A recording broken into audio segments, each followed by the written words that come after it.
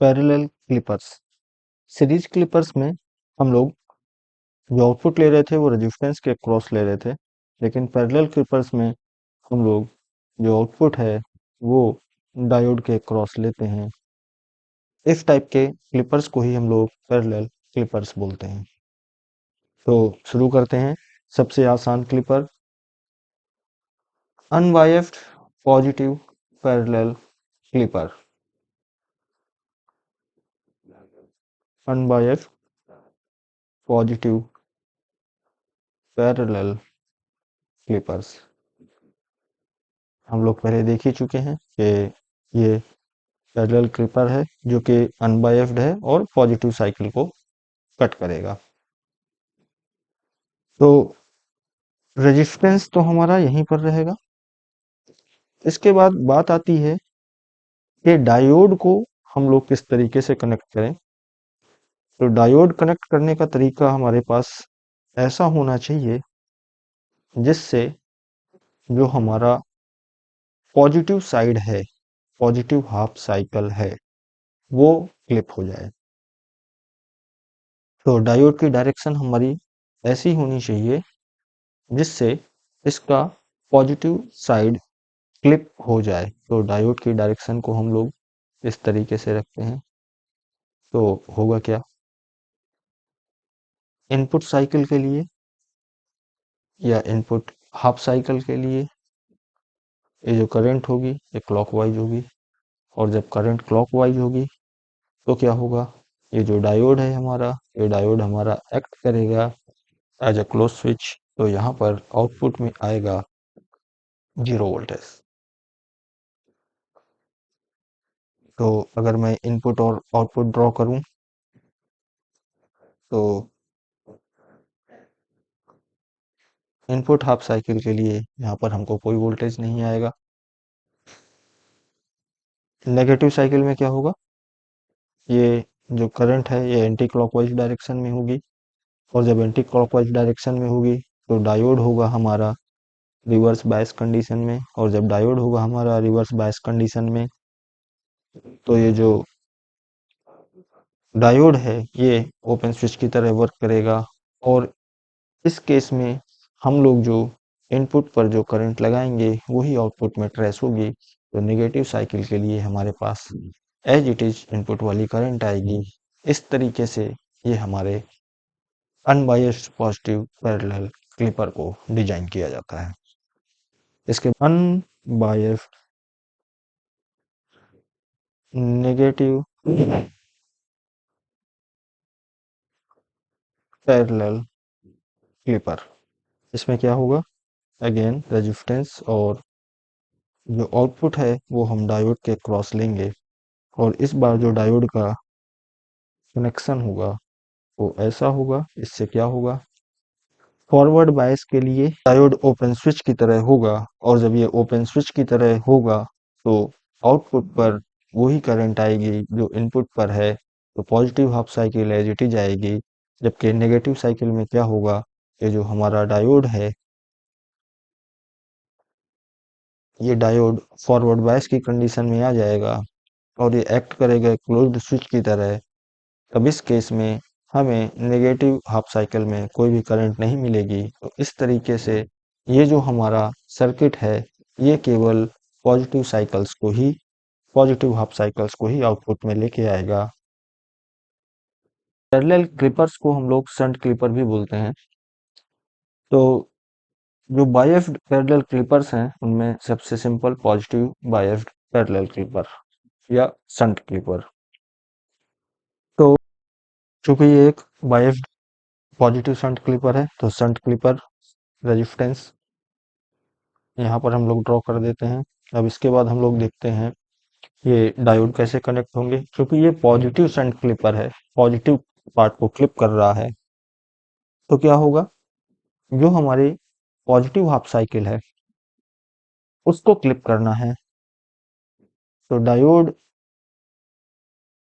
इस डायरेक्शन में लगाएंगे ताकि क्या हो, जब पॉजिटिव हाफ साइकिल हो तो ये डायोड फॉरवर्ड बायस हो, जिसकी वजह से क्या, ये शॉर्ट सर्किट हो जाएगा, क्लोज सर्किट हो जाएगा। तो आउटपुट पे हमारे कोई भी करंट नहीं आएगी। तो डायोड की डायरेक्शन ये होगी। अब इसके साथ में हम लोग एक बैटरी प्लेस कर देते हैं और इसको इस तरीके से कनेक्ट कर देते हैं।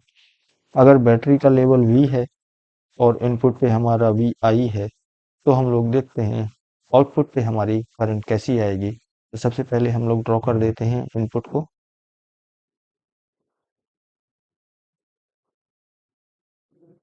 ये लेवल V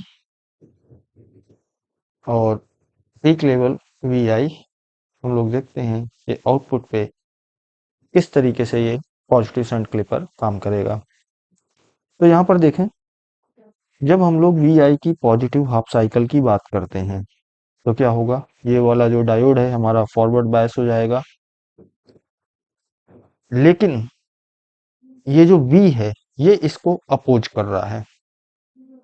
ये इसको कब तक अपोज करेगा? ये इसको अपोज करेगा अपने लेवल तक, और जब तक अपने लेवल तक अपोज करेगा तो क्या होगा, हमें इनपुट वेवफॉर्म आउटपुट पे मिलेगी, क्योंकि ये डायोड को रिवर्स बायस करके रखेगा। जब V का लेवल आ जाएगा और VI की वैल्यू इस V से ज्यादा हो जाएगी, तो ये डायोड क्या हो जाएगा, फॉरवर्ड बायस शॉर्ट सर्किट हो जाएगा, और हमको वहां पर ये V के बराबर, ये जो DC है, DC वोल्टेज लगा हुआ है, इसके बराबर हमको करंट मिलेगी। और अगेन जैसे ही ये नीचे की तरफ आएगा, जैसे ही ये नेगेटिव साइकिल की तरफ आएगा, तो क्या होगा, नेगेटिव साइकिल की तरफ जैसे ही आएगा, V से नीचे आएगा, अगेन ये डायोड रिवर्स बायस कंडीशन में पहुंच जाएगा और हमको एज इट इज ये ट्रेस करने लगेगा, और ऊपर जाके फिर बिल्कुल ऐसा ही होगा। तो ये इसके आउटपुट वेवफॉर्म होगी। इसको हम लोग सिंपलर मेथड, जो मैंने बोला कि आप कोई वैल्यू सिलेक्ट कर लें और उससे इसको कैलकुलेट करें, तो बहुत ही आसान होता है। हम लोग करके देखते हैं। हमने मान लिया कि VI की वैल्यू है 5 वोल्ट और V की वैल्यू है 3 वोल्ट। इनपुट ड्रॉ करते हैं। इनपुट हमारा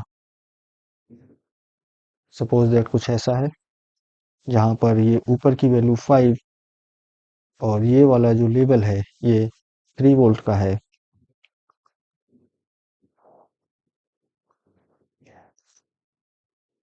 तो आउटपुट हमारा कैसा होगा?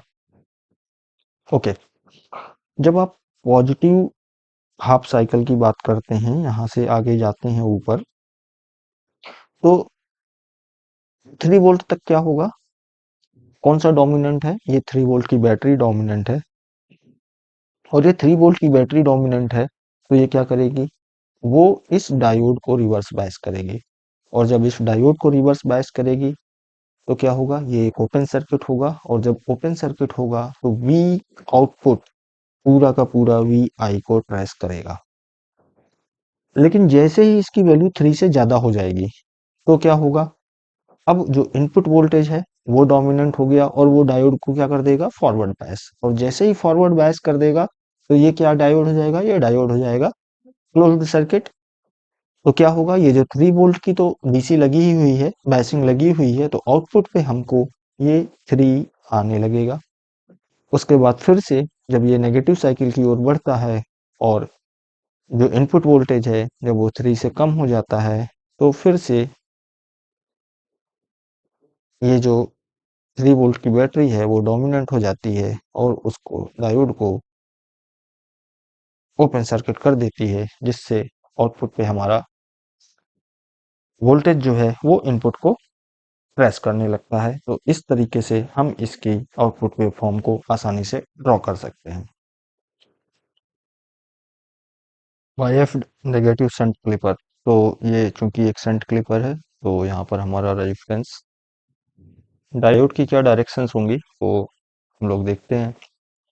चूंकि ये एक नेगेटिव क्लिपर है, इसका मतलब ये हुआ कि हमारा जो नेगेटिव हाफ साइकिल है वो आउटपुट पे नहीं आना चाहिए।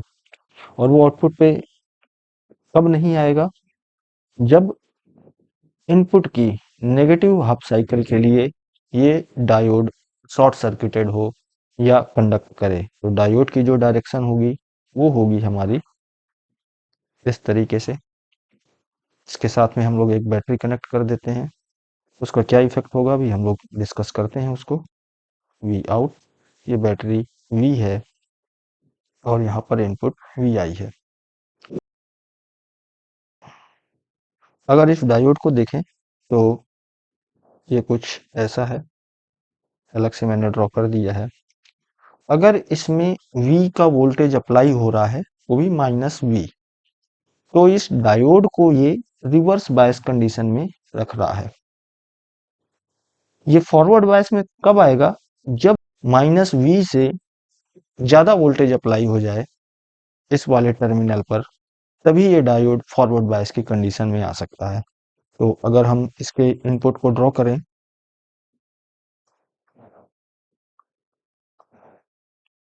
तो अगर ये V लेवल है